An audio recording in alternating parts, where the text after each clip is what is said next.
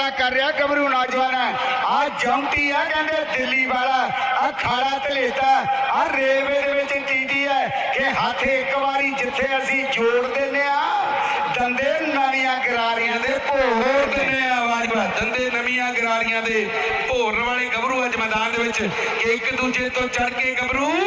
करन फैसला अड़ के आ बल्ले बल्ले कराउंदा ये कौन है ये जौंटी आ कहते इस समय दिल्ली वाला आ खाड़ा धलेता कहते एशिया का गोल्ड मैडलिस्ट 80 किलो भार दे विच